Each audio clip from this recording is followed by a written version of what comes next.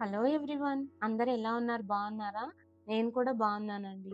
మనం ఈరోజు దసరాలు వస్తున్నాయి కాబట్టి డీప్ క్లీనింగ్ చేయటం స్టార్ట్ చేశాను. అది మెయిన్లీ ఎప్పుడూ నేను ఫస్ట్ వంటగదితోనే స్టార్ట్ చేస్తానండి. ఎందుకంటే వంటగదే మన ఆరోగ్యానికైనా, ఆనందానికైనా ముఖ్యమైనది వంటగదే. కిచెన్‌ని మనం ప్రతిరోజు క్లీన్ చేస్తూనే ఉంటాము. అయినా కానీ డీప్ క్లీనింగ్ అనేది కూడా చాలా అవసరం. 2, 3 మంత్స్‌కి ఒకసారి. నేనైతే దసరాకి, సంక్రాంతికి అండ్ సమ్మర్ హాలిడేస్‌లో ఒకసారి చేస్తానండి డీప్ క్లీనింగ్. రెగ్యులర్ క్లీనింగ్ అయితే చేస్తూనే ఉంటాను. డీప్ క్లీనింగ్ మాత్రం 2, 3 మంత్స్‌కి ఒకసారి చేస్తాను. వంటగదిలో విండోస్ కూడా చాలా మురికి పేరుకుపోయి ఉంటుందండి. మనం ఎంత ఎగ్జాస్ట్ ఫ్యాన్‌లేసినప్పటికీ కొంత ఎయిర్ దాని ద్వారా కూడా ఎళ్తుంది కాబట్టి, ఇవి కొంత జిడ్డు పట్టేసుంటాయి. వీటికి నార్మల్ క్లీనింగ్ సరిపోదు. డీప్ క్లీనింగ్ చేసినప్పుడు మాత్రమే ఈ మురికంతా పోతుంది. ఈ కిచెన్ డీప్ క్లీనింగ్ అనేది కేవలం శుభ్రత కోసం ఒకటే కాదండి. ఆరోగ్యం కోసం కూడా. ఎందుకంటే లోపల లోపల ఏమున్నాయో మనకి నార్మల్ క్లీనింగ్‌తో అర్థం కాదు.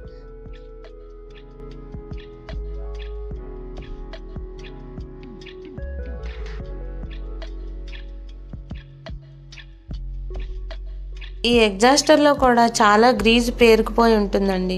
దీన్ని డీప్ క్లీనింగ్ చేయటం చాలా అవసరం. ఇన్నర్ సైడ్ ఎలా క్లీన్ చేయాలో నేను తర్వాత మీకు చూపిస్తాను.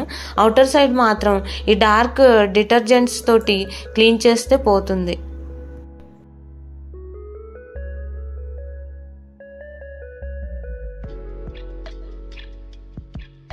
ఈ ఎగ్జాస్ట్ ఫ్యాన్ కొంచెం డార్క్ లిక్విడ్స్ తోటి క్లీన్ చేస్తే ఈజీగానే పోతుందండి. ఈ గిన్నెలు కూడా మనం సరిగా సర్దకపోతే పట్టుమని 10 గిన్నెలు కూడా ఇందులో పట్టవు. అపార్ట్మెంట్స్లో బయట పెట్టే ఫెసిలిటీస్ ఉండవు కాబట్టి అన్నీ లోపలే పెట్టాలి కాబట్టి వీటిని నీట్గా సర్దుకోవడం చాలా అవసరం.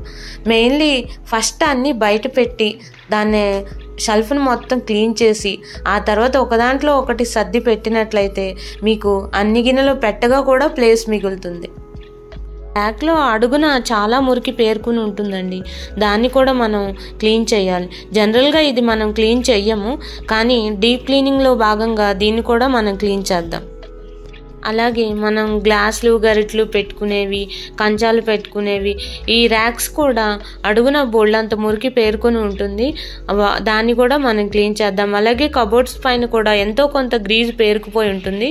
వాటిని కూడా మనం క్లీన్ చేద్దాం. పైన ఉండే వార్డ్రోబ్స్ కూడా చాలా గ్రీజ్ పేరుకొని ఉంటుందండి. అది బయటకు చూడటానికి మాత్రం కనపడదు, కానీ మనం ఏదన్నా డార్క్ లిక్విడ్ తోటి క్లీన్ చేస్తే కనుక అది ఎంత మురికి పట్టుంది అనేది మనకు అర్థమవుతుంది. ఈ ఓవెన్, మిక్సీ పెట్టే ప్లేస్లు కూడా చాలా మురిగ్గా ఉంటాయండి. మనం రోజు క్లీన్ చేసినా కూడా మైనర్ పార్టికల్స్ అవి గోడకి అతుక్కుపోయి అలాగే ఉండిపోతూ ఉంటాయి. వీటిని డార్క్ లిక్విడ్ తోటి క్లీన్ చేస్తే కొంతవరకు పోతాయి. అందుకని మనం ఈ డీప్ క్లీనింగ్లో భాగంగా దీన్ని డార్క్ లిక్విడ్స్ తోటి మొత్తం బయట పెట్టి ఒకసారి గట్టు మొత్తం క్లీన్ చేద్దాం.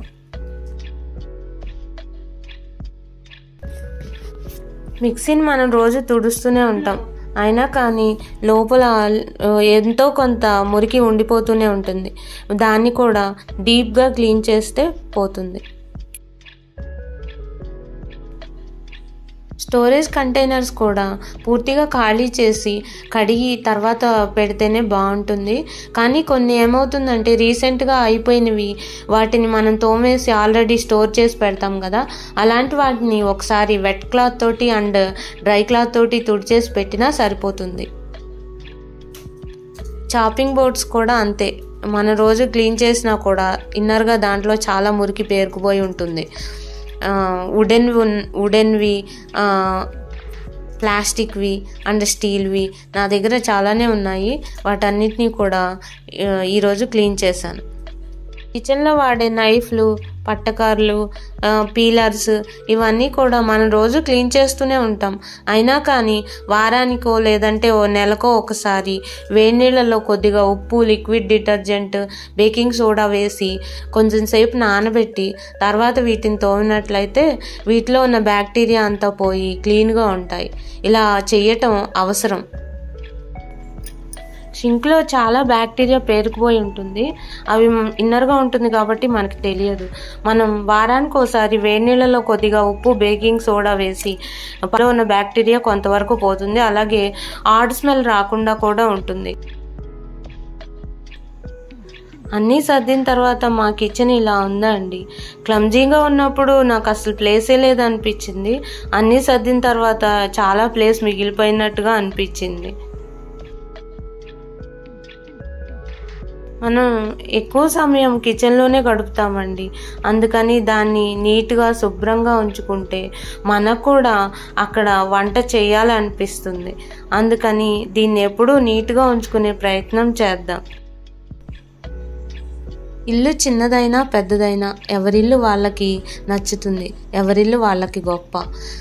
ఇల్లు చిన్నదా పెద్దదా అన్నది విషయం కాదండి, ఎంత నీట్గా ఉందన్నది చాలా ముఖ్యం.